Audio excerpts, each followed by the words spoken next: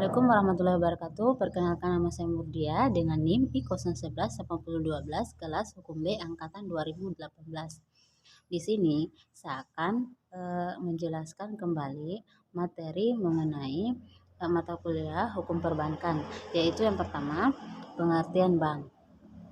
Jadi, menurut Undang-Undang Nomor 10 Tahun 1998 tentang perubahan atas Undang-Undang Nomor 7 Tahun 1992 tentang perbankan pasal 1 ayat 2 yang menyatakan bahwa bank adalah badan usaha yang menghimpun dana dari masyarakat dalam bentuk simpanan dan menyalurkan kepada masyarakat dalam bentuk kredit dan atau bentuk-bentuk lainnya dalam rangka meningkatkan taraf hidup rakyat banyak. Yang kedua, pengertian perbankan. Menurut pasal 1 ayat 1 Undang-Undang Nomor 10 Tahun 1998 mengatakan bahwa perbankan adalah segala sesuatu yang menyangkut tentang bank, mencakup kelembagaan, kegiatan usaha, serta cara dan proses dalam melaksanakan kegiatan. Dan yang ketiga yaitu hukum perbankan.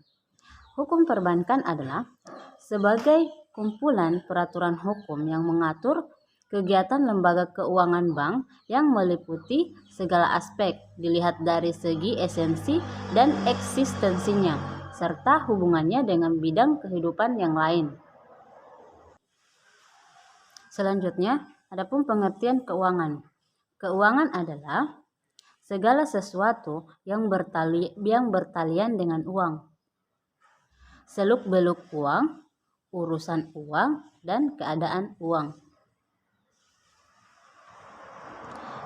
Selanjutnya, sistem keuangan. Sistem keuangan merupakan tatanan dalam perekonomian suatu negara yang memiliki peran terutama dalam menyediakan fasilitas jasa-jasa di bidang keuangan oleh lembaga-lembaga keuangan penunjang lainnya misalnya pasar uang dan pasar modal. Sistem keuangan di Indonesia dibedakan dalam dua jenis, yaitu yang pertama sistem depositori dan yang kedua sistem non-depositori. Baik, selanjutnya saya menjelaskan mengenai jenis lembaga keuangan.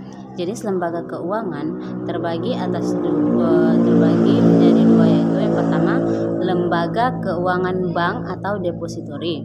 Lembaga keuangan bank atau depositori terbagi menjadi tiga, yaitu yang pertama bank sentral, yang kedua bank umum dan bank syariah, dan yang ketiga bank perkreditan rakyat. Yang kedua itu lembaga keuangan bukan bank atau non-depositori. Yang pertama yaitu terbagi menjadi tiga.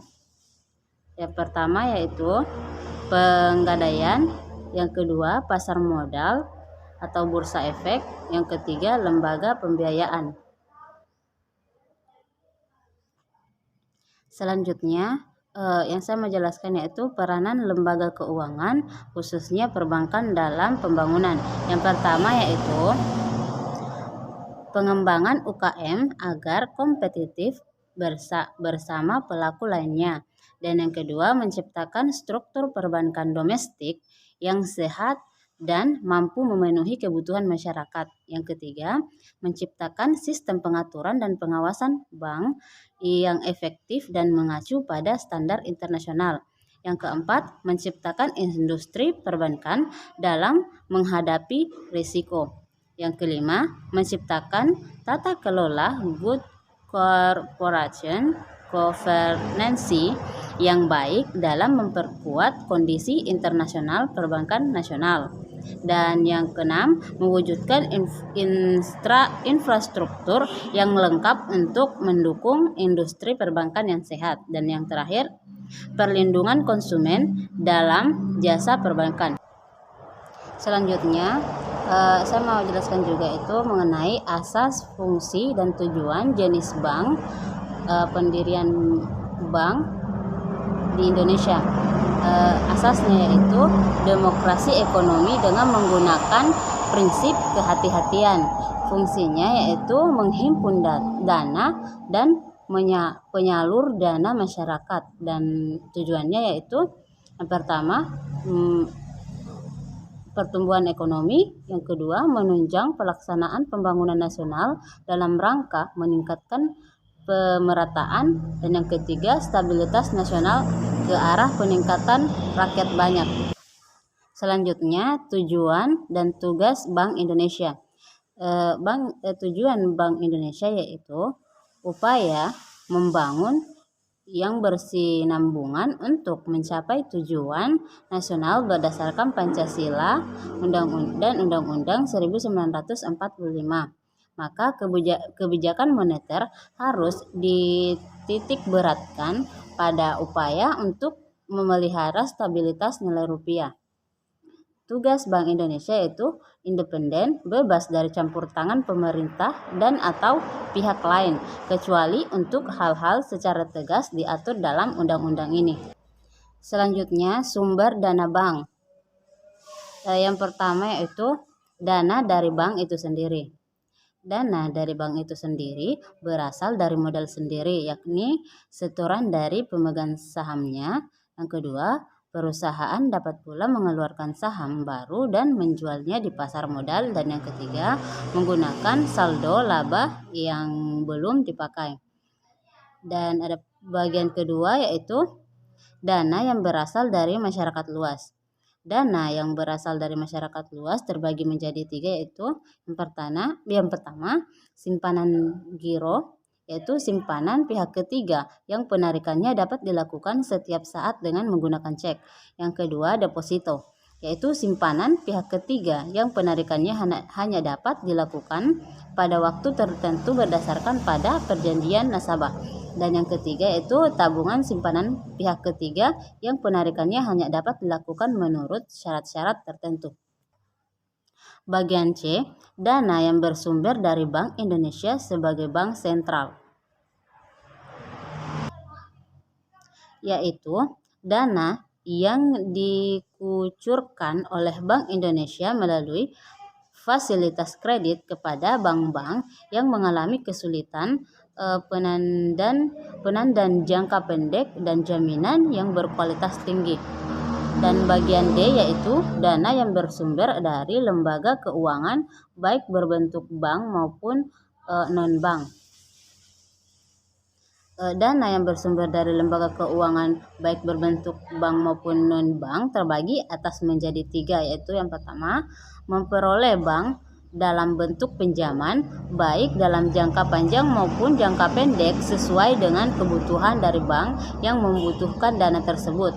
Yang kedua, pinjaman antar bank, memberikan kepada bank yang mengalami kalah clearing di dalam lembaga clearing pinjaman ini. Dan yang terakhir, pinjaman dari bank-bank di luar negeri, merupakan pinjaman yang diperoleh oleh perbankan di pihak luar negeri. Dan adapun pengertian pengalokasian dana. Pengalokasian dana yaitu untuk menjual kembali dana yang diperoleh dari penghimpunan dana dalam bentuk simpanan. Tujuan bank dari pengalokasian dana yaitu memperoleh profit. Selanjutnya, pengertian dan kriteria kredit bermasalah. Menurut pasal 1 butir 11 Undang-Undang Nomor 10 Tahun 1998, penyediaan uang atau tagihan yang dapat dipersamakan dengan itu berdasarkan persetujuan atau kesepakatan pinjam-meminjam antara bank dengan pihak lain yang mewajibkan pihak peminjam untuk melunasi utangnya setelah jangka waktu tertentu dengan pemberian bunga. Kredit bermasalah atau problem loan yaitu suatu keadaan debitur tidak dapat memenuhi kewajiban kredit yang ia peroleh dari bank, yaitu kewajiban atas pembayaran bunga dan pokok pinjaman. Selanjutnya, faktor penyebab kredit bermasalah. dari sisi nasabah, yaitu yang pertama bagian A, faktor keuangan. Faktor keuangan terbagi menjadi beberapa bagian, yaitu yang pertama, utang meningkat sangat tajam. Kedua, utang meningkat tidak seimbang dengan peningkatan aset. Yang ketiga, pendapatan bersih menurun. Keempat, penurunan penjualan dan laba kotor. Yang kelima, biaya penjualan, biaya umum, dan administrasi meningkat. Selanjutnya yaitu penyelamatan kredit bermasalah. Penyelamatan kredit bermasalah adalah suatu langkah penyelesaian kredit bermasalah melalui perundingan kembali antara bank sebagai kreditur dan nasabah peminjam sebagai debitur. Melalui Surat Edaran Bank Indonesia Nomor 26/4/BPPP tanggal 29 Mei 1993 pada prinsipnya mengatur penyelamatan kredit bermasalah sebelum diselesaikan melalui lembaga hukum, sebaiknya adalah melalui alternatif penanganan secara yang pertama itu penjadwalan kembali, kedua persyaratan kembali, dan yang ketiga penataan kembali. Baik, sekian dari penjelasan yang bisa saya sampaikan. Apabila ada yang kurang mohon dimaafkan. Wabillahi taufiq wal hidayah. Wassalamualaikum warahmatullahi wabarakatuh.